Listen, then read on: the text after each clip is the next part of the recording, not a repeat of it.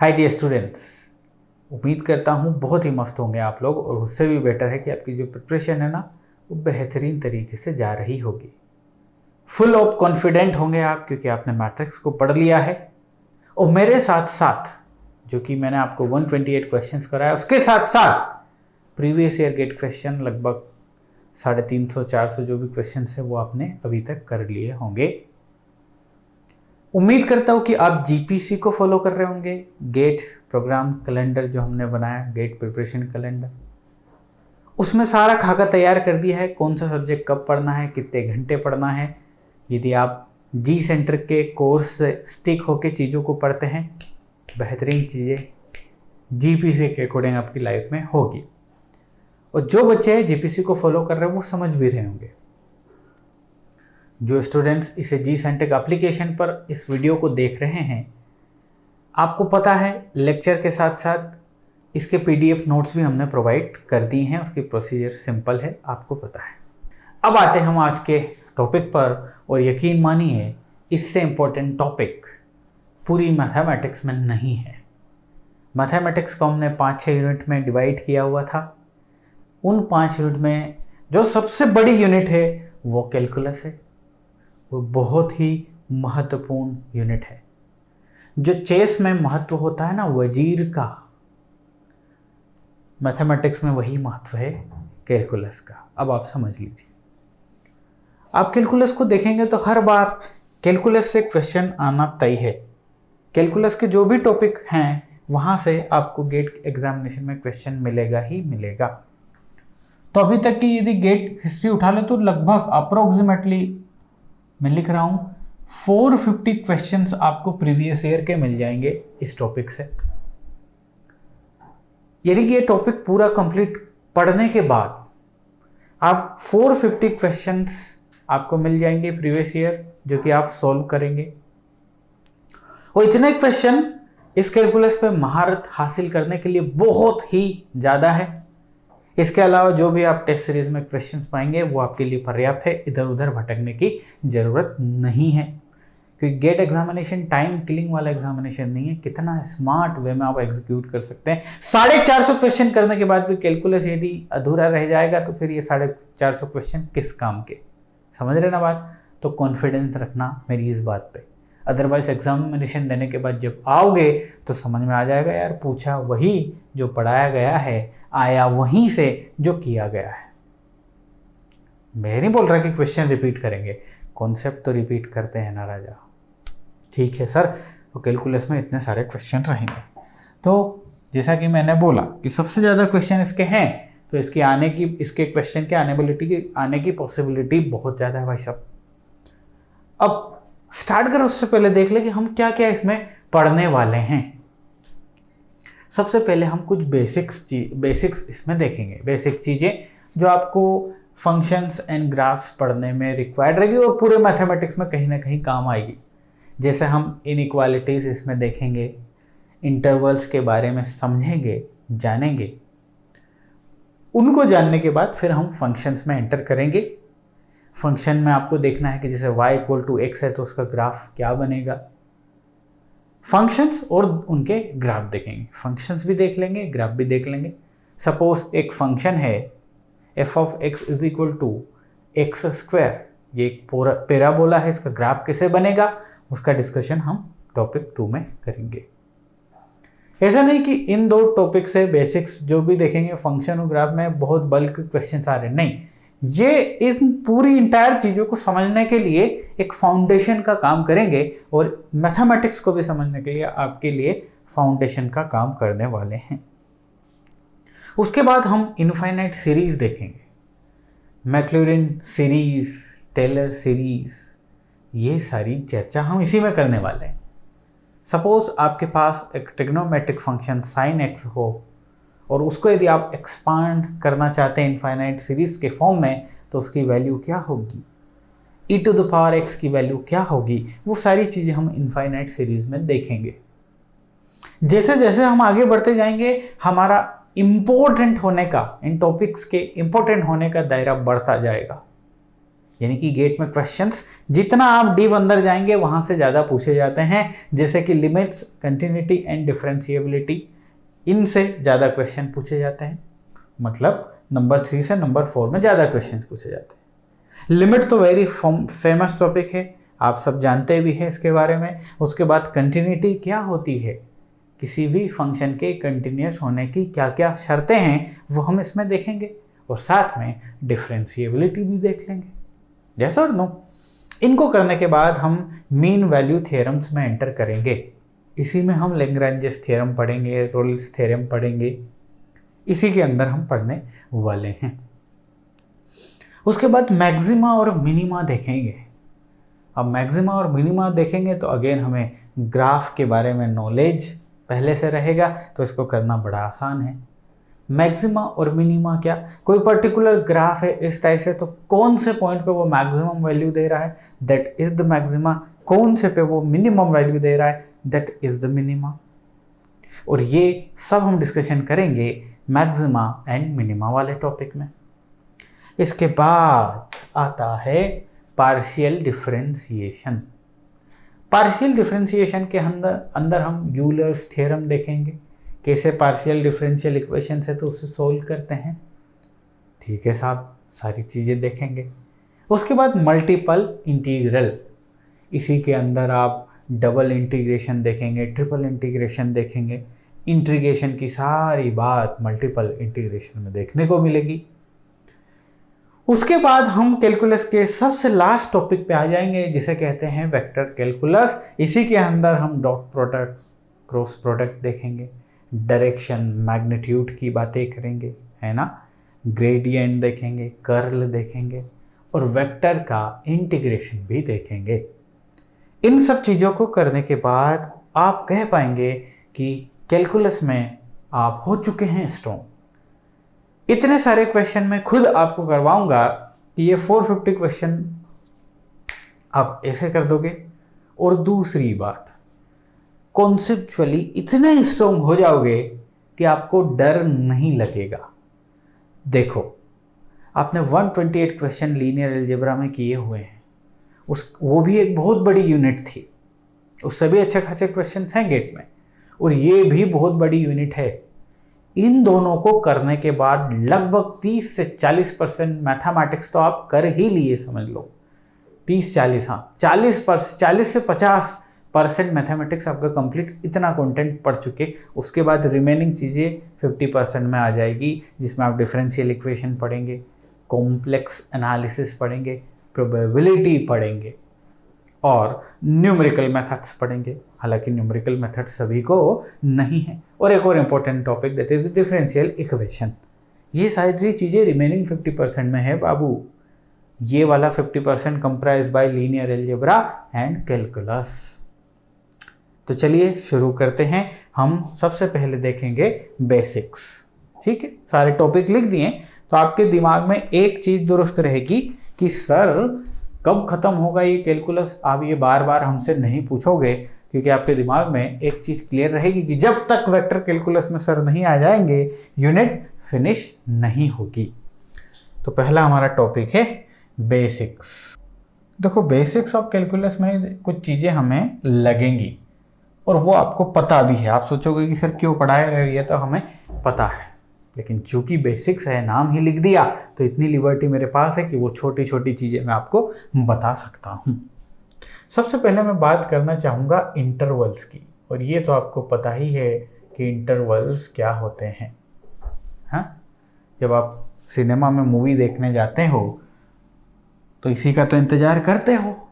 आपको वॉशरूम जाना होता है कि कब इंटरवल होगा और कब आप भाग जाओ। यस और नो? खैर, मैथमेटिक्स में इंटरवल का मतलब क्या है वो समझिएगा। इंटरवल्स का मतलब क्या है, देखो, सपोज मेरे पास एक वैल्यू है x, और ये वैल्यू मैं चूज कर सकता हूं 2 से 3 के बीच में, लाइक दिस। ऐसा भी हो सकता था कि इस x की बजाय आप y लेता, इस y की वैल्यू हो रही है 2 से 3 के बीच में। ये दो टाइप की पॉसिबिलिटी, आप x ले सकते हैं दोनों जगह पे, x से ही ले लेते हैं, y से क्यों कंफ्यूज कर रहा हूं मैं आपको। ये ले लिया मैंने x। x की दो पॉसिबिलिटी आपको नजर आ रही है। यदि 2 और 3 के बीच में कोई वैल्यू लेना है आपको x की, सो 2 और 3 के बीच में कुछ भी ले सकते हैं, और 2 से 3 के बीच में कुछ भी ले सकते हैं, इंक्लूडिंग 2 और 3। तो ये बात तो क्लियर है कि सर इसका मतलब हमें ये समझ में आ रहा है कि 2 से 3 के बीच में कुछ भी ले सकते हो, लेकिन 2 और 3 नहीं लेना। अच्छा, तो ये साइन तो समझते हो ना, ये साइन क्या है, ये साइन क्या है, x इज ग्रेटर देन 2, ये ग्रेटर देन का साइन है, और यहां के रिस्पेक्ट में बात करेंगे तो ये लेसर देन का साइन है ना, x is less than 3, so this is greater than sign, this is less than sign, इतना तो पता है। इसे क्या बोलेंगे sir, greater equal to, greater and equal to, इस टाइप से बोल लीजिए, लेसर एंड इक्वल टू, है कि नहीं। सर ये तो समझ में आता है, इतना मत लिखवाइए, हम लिख लेंगे, बहुत ही बढ़िया बेटा। अच्छा, अब यहां पे आते हैं सर, 2 से 3 के बीच में वैल्यूज रहेंगी, 2 नहीं हो सकती, 3 नहीं हो सकती, लेकिन यहां पे हमारे पास लिबर्टी है कि 2 और 3 भी शामिल होगा। तो जब मैथमेटिकली इस x को लिखेंगे like this, x belongs to, ये साइन बिलोंग्स टू बोलेगा, x बिलोंग्स टू 2 3, इस टाइप से यदि लिखा हमने तो इसे हम ओपन इंटरवल के मैथमेटिक्स में यदि ऐसा लिखा है तो हम समझ जाएंगे कि ये है। आगे बात समझ, तो ये जो ब्रैकेट आपने लगा दी है ना, open bracket, these are nothing but the open brackets, ये ओपन ब्रैकेट से शो हो रहा है, देख लीजिए आप, ओपन ब्रैकेट्स। तो इसी टाइप के सिस्टम को ओपन इंटरवल बोलते हैं। ये कैसा इंटरवल हो गया, ओपन इंटरवल, ध्यान से समझिएगा, ओपन इंटरवल। और ओपन इंटरवल का मतलब सर, ओपन इंटरवल का सीधा सा मतलब है कि जो भी वैल्यू रहेंगी वो शामिल नहीं, उनके बीच में चीजें रहेंगी, ठीक है। इस टाइप की चीज को मैथमेटिकली लिखना चाहेंगे तो ऐसा लिखेंगे कि x बिलोंग्स टू 2 3, समझ ही गए होंगे, यहां पे क्लोज्ड ब्रैकेट यूज हुए हैं, और क्लोज्ड ब्रैकेट आपको क्या शो कर रहे हैं, 2 भी शामिल है और 3 भी शामिल है, ये क्लोज्ड इंटरवल हुआ। क्लोज्ड इंटरवल का सीधा सा मतलब 2 और 3 दोनों चाहिए, और ओपन इंटरवल का मतलब 2 और 3 नहीं चाहिए। ठीक साहब, लिख लीजिए क्लोज्ड इंटरवल, और ये कैसे, क्लोज्ड ब्रैकेट या स्क्वायर ब्रैकेट से शो हो रहा है। ओके साहब, बिल्कुल समझ में आ गया, एकदम बेसिक सी चीजें थी सर, आपने समझा दी, ठीक है, ये हमें पता है। अब इन दोनों के दरमियान भी चीजें हो सकती है, मतलब ऐसा भी लिखा हो सकता है कि x की वैल्यू लेनी है आपको जिसमें 2 तो शामिल करना है लेकिन 3 को शामिल नहीं करना। इसको लिखना होता तो क्या करना पड़ता, x 2 को शामिल करना है ना, तो 2 ये सेमी क्लोज सेमी ओपन वाली कहानी होगी कि साहब 3 शामिल नहीं है लेकिन 2 शामिल है। अब बड़ा आसान हो गया यार सर, ये तो एकदम बेसिक सी, कही तो भूलेंगे भी नहीं, इतनी टुच्ची सी चीज है, बहुत ही बढ़िया, भूलना नहीं है। This are the intervals. अब हम इनइक्वालिटीज को समझेंगे, इनइक्वालिटीज को हम समझेंगे, इनइक्वालिटीज को सोल्व करेंगे। आइए जरा, चलिए ये मैंने लिख दिया इनइक्वालिटीज, सीधा सा मतलब है इनइक्वालिटीज का मतलब कि सपोज मैं आपको दे रहा हूं कि x इज इक्वल टू, ऐसे नहीं लिखते इसको, ऐसे लिख लेते हैं कि x minus 3 is greater then 5, suppose ये मैंने लिखा, ये एक इनइक्वालिटीज है। मतलब इक्वेशन आपको मिलेगी जिनमें चीजें इक्वल टू के साइन के साथ नहीं होगी, इक्वल टू के साइन के साथ हो सकती है, बट ये ग्रेटर और इक्वल टू का साइन भी विल बी देयर। तो यदि आप इसे सोल्व करोगे तो आप पाओगे सर इसको मैं उधर लेके जा सकता हूं, सो ये हो सकता है कि x is greater then 8, x should be greater than 8। ये आपने इसको सोल्व कर दिया, इजंट इट, कि इसको यदि कोई आपके सामने दे दे कि इसका मतलब क्या है, तो आप उसको मुंह पे बोलोगे कि इसका मतलब है कि x इज ग्रेटर देन 8। अच्छा, मतलब अरे इसका मतलब है कि x की 8 से कोई सी भी बड़ी वैल्यू रख ले, ये इक्वेशन सेटिस्फाई होगी। 9 रख के देखो x की जगह, सो 9 minus 3 6 is greater then 5, yes और नो। तो जो कंडीशन इस इनइक्वालिटी को फुलफिल करे वो उसका सॉल्यूशन है, यस और नो बताइए। तो इनइक्वालिटीज के सॉल्यूशन की ही अब हम बात करेंगे, समझ रहे ना बात को, बेसिक से समझ में आया। तो यदि आप देखोगे कि इनइक्वालिटीज कहाँ कहाँ आपको देखेगी, कितने टाइप से हो सकती है इनइक्वालिटीज, जो भी इक्वेशन देखने को मिले, किस किस टाइप की इक्वेशन, तो जनरली लीनियर इक्वेशन हमें देखने को मिलेगी। जैसे कि ये लीनियर इक्वेशन है तो लीनियर इनइक्वालिटी बोलेंगे उसे। लीनियर एक्स की पावर से समझ में आ रहा है आपको कि एक्स की पावर 1 है साहब। हम पॉलिनोमियल इनइक्वालिटी को भी देखेंगे, मतलब हायर ऑर्डर की, एक्स की पावर 1 से ज़्यादा मिलेगी, अब क्वाड्रेटिक इक्वेशन बन जाएगी, समझ लीजिए। हाँ, तो this is nothing but the polynomial inequalities. Polynomial, मेरी स्पेलिंग मिस्टेक हो जाए तो माफ करिएगा, ऑलरेडी मैं डिस्क्लेमर डाल चुका हूं। और तीसरा रेशनल इनइक्वालिटीज।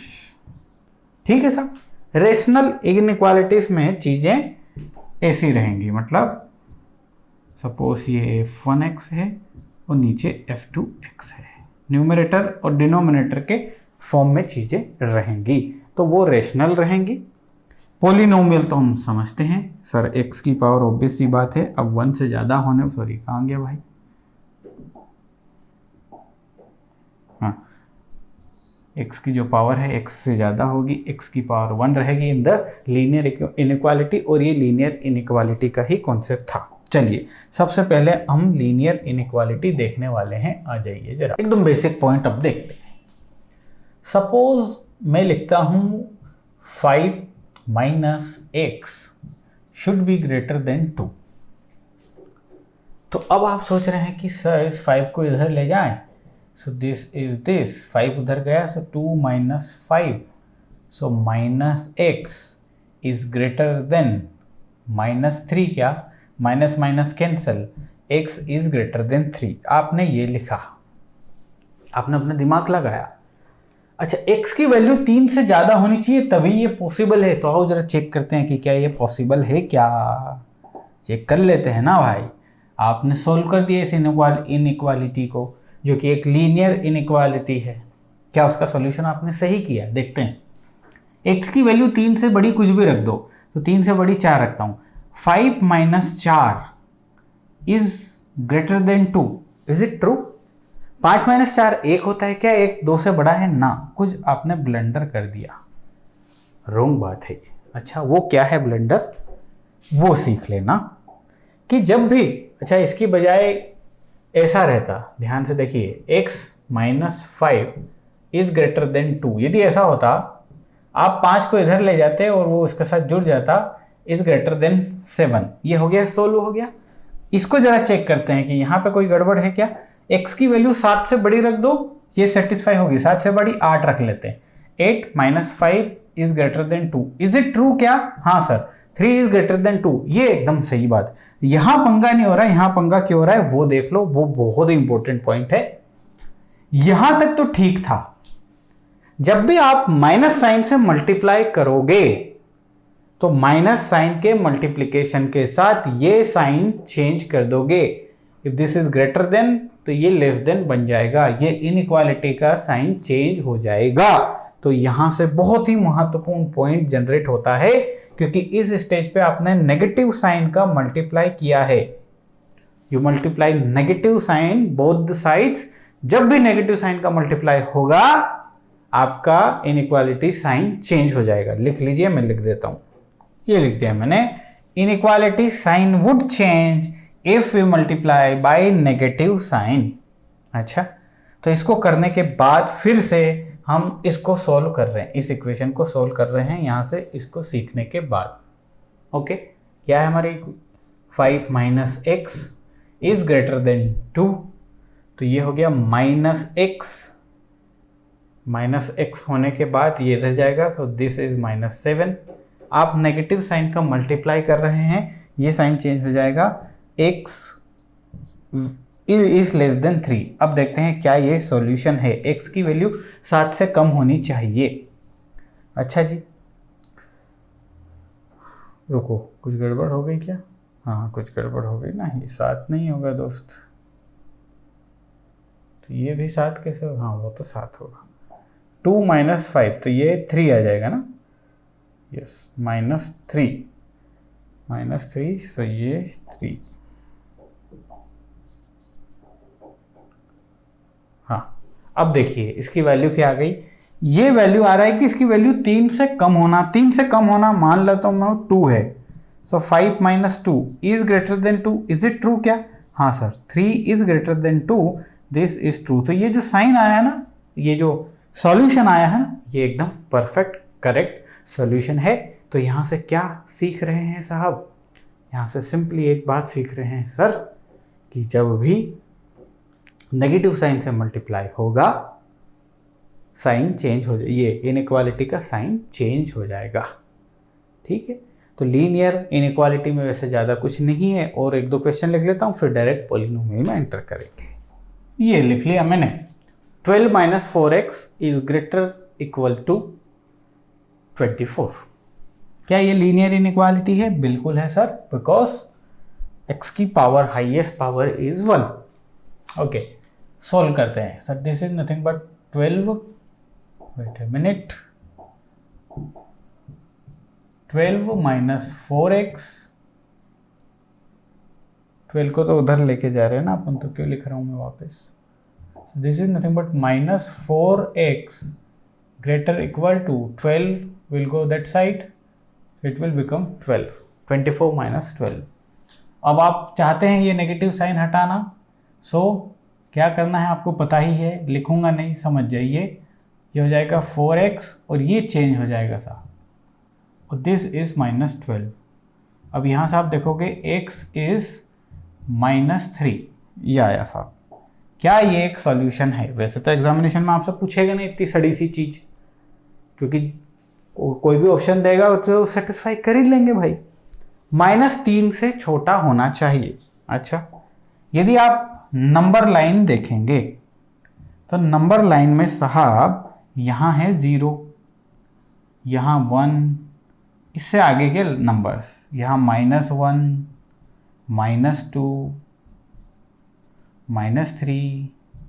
सो -3 से जो छोटे हैं वो इधर है, जो भी -3 से छोटा है वो इधर है, मतलब ये लीजिए।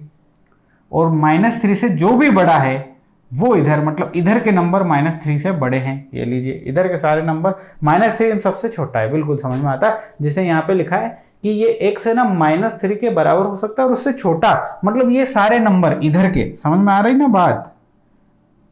ये इधर के सारे नंबर -3, -5 अप टू -infinity, ये सारे नंबर सेटिस्फाई करेंगे इस इक्वेशन को। फॉर एग्जाम्पल -4 वैल्यू लिख लेता हूं, -4 लिख लेता हूं, तो ये हो जाएगा 16 और 16 और 12 24, and that is equal to 24। बिल्कुल आ रहा है साहब, आगे बात समझ में? हाँ सर, बिल्कुल सॉल्यूशन समझ। अब इस सॉल्यूशन को मैथमेटिकली लिखना हो तो कैसे लिखेंगे? मान लो 4 सॉल्यूशन है आपके पास, ऑप्शन ए में उसने दे दिया कि x बिलोंग्स टू -infinity से 3, B x belongs to, direct answer ही लिख लेता हूँ, ठीक है, कहाँ से कहाँ। सो इन्फिनिटी कभी भी शामिल नहीं होता, इसलिए ओपन ब्रैकेट ही उसके साथ लिखेंगे। इन्फिनिटी कोई डिफाइंड नंबर नहीं है हमारे पास, इन्फिनिटी का जस्ट एक फिजिकल सिग्निफिकेंस है, वेरी हाई नंबर। ओके, 3 इसमें शामिल है, सो -3 और उसके साथ कौन सा ब्रैकेट? Close bracket. ऐसे हम इसको लिखेंगे मैथमेटिकली कि ये जो इन्फॉर्मेशन आपके पास है साहब, इस इन्फॉर्मेशन का मतलब है ये कि 3 को शामिल करना, -3 को शामिल करना, उसको शामिल करना, और उससे सारे छोटे नंबर्स हमारे इसके आंसर होंगे, और उससे सारे छोटे नंबर -4, -5, -6, क्या वो इस इंटरवल में शामिल है? बिल्कुल। तो इस सारी चीज को आपने कैसे रिप्रेजेंट कर दिया? ऐसे, इस आंसर से रिप्रेजेंट कर दिया। एकदम बेसिक सी कहानी थी, कोई दिक्कत नहीं है। अब अगली क्लास में हम देखेंगे क्या भाई? Polynomial inequalities. Bye bye.